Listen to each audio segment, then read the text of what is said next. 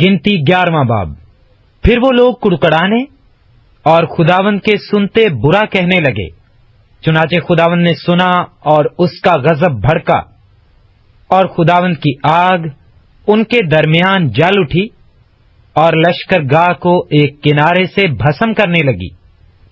تب لوگوں نے موسیٰ سے فریاد کی، اور موسیٰ نے خداوند سے دعا کی تو آگ بجھ گئی، اور اس جگہ کا نام تبیرا پڑا، کیونکہ خداوند کی آگ ان میں جل اٹھی تھی۔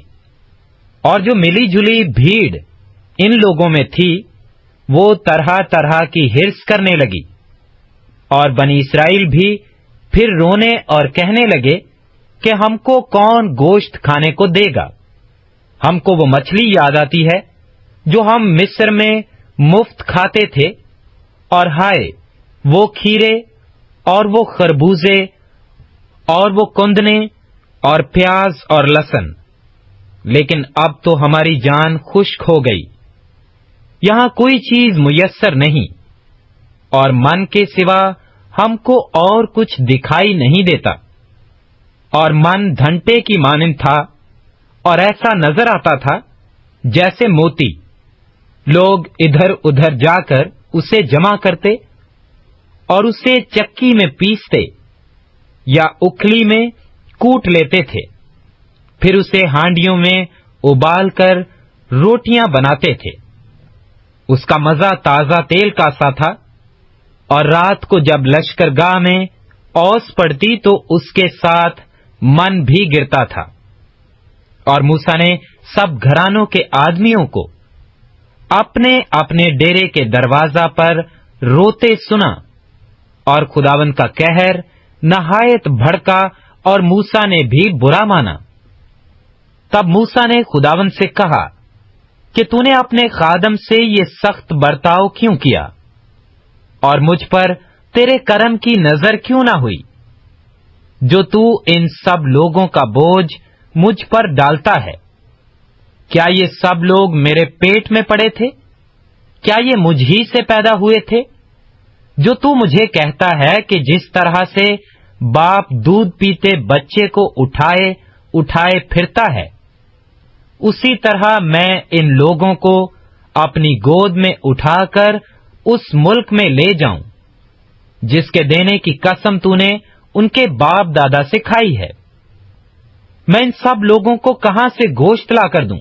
کیونکہ وہ یہ کہہ کہہ کر میرے سامنے روتے ہیں کہ ہم کو گوشت کھانے کو دے۔ میں اکیلا ان سب لوگوں کو نہیں سنبھال سکتا، کیونکہ یہ میری طاقت سے باہر ہے۔ اور جو تجھے میرے ساتھ یہی برتاؤ کرنا ہے، تو میرے اوپر اگر تیرے کرم کی نظر ہوئی ہے تو مجھے یک لخت جان سے مار ڈال، تاکہ میں اپنی بری گت دیکھنے نہ پاؤں۔ خداوند نے موسیٰ سے کہا کہ بنی اسرائیل کے بزرگوں میں سے 70 مرد جن کو تو جانتا ہے کہ قوم کے بزرگ اور ان کے سردار ہیں، میرے حضور جمع کر، اور ان کو خیمہ اجتماع کے پاس لے آ، تاکہ وہ تیرے ساتھ وہاں کھڑے ہوں، اور میں اتر کر تیرے ساتھ وہاں باتیں کروں گا، اور میں اس روح میں سے جو تجھ میں ہے کچھ لے کر ان میں ڈال دوں گا کہ وہ تیرے ساتھ قوم کا بوجھ اٹھائیں، تاکہ تو اسے اکیلا نہ اٹھائے۔ اور لوگوں سے کہہ کہ کل کے لیے اپنے کو پاک کر رکھو، تو تم گوشت کھاؤ گے، کیونکہ تم خداوند کے سنتے ہوئے یہ کہہ کہہ کر روئے کہ ہم کو کون گوشت کھانے کو دے گا؟ ہم تو مصر ہی میں موج سے تھے۔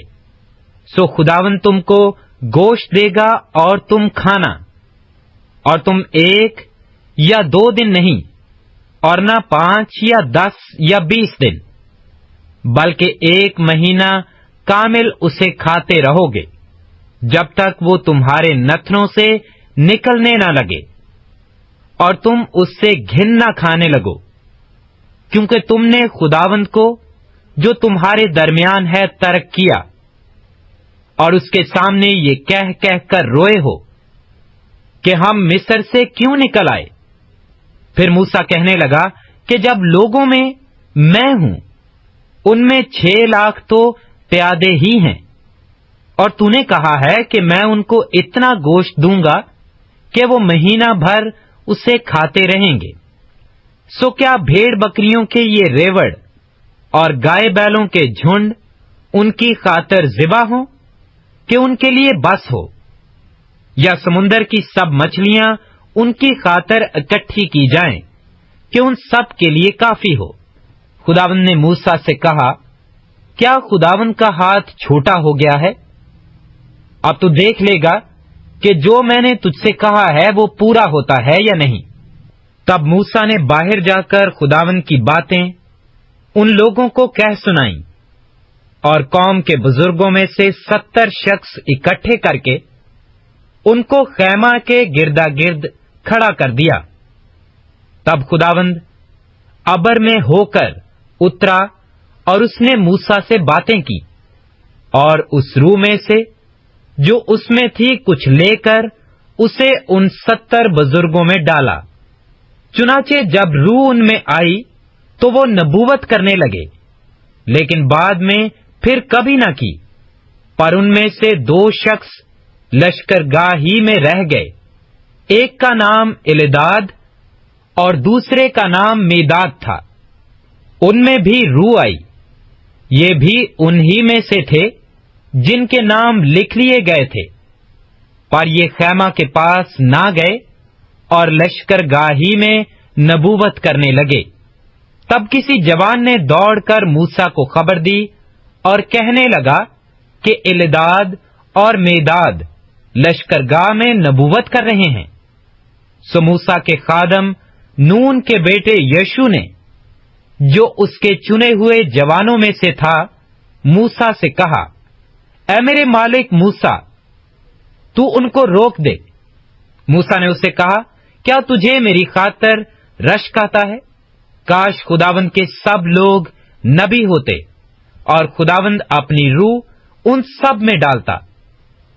پھر موسیٰ اور وہ اسرائیلی بزرگ لشکر گاہ میں گئے، اور خداوند کی طرف سے ایک آندھی چلی اور سمندر سے بٹیریں اڑا لائیں، اور ان کو لشکر گاہ کے برابر اور اس کے گردا گرد ایک دن کی راہ تک اس طرف اور ایک ہی دن کی راہ تک دوسری طرف زمین سے قریباً 2 ہاتھ اوپر ڈال دیا، اور لوگوں نے اٹھ کر اسے سارے دن اور اس ساری رات اور اس کے دوسرے دن بھی بٹیریں جمع کیں، اور جس نے کم سے کم جمع کی تھیں اس کے پاس بھی 10 خمر کے برابر جمع ہو گئیں، اور انہوں نے اپنے لیے لشکر گاہ کی چاروں طرف ان کو پھیلا دیا، اور ان کا گوشت انہوں نے دانتوں سے کاٹا ہی تھا، اور اسے چبانے بھی نہ پائے تھے کہ خداوند کا قہر ان لوگوں پر بھڑک اٹھا، اور خداوند نے ان لوگوں کو بڑی سخت وبا سے مارا۔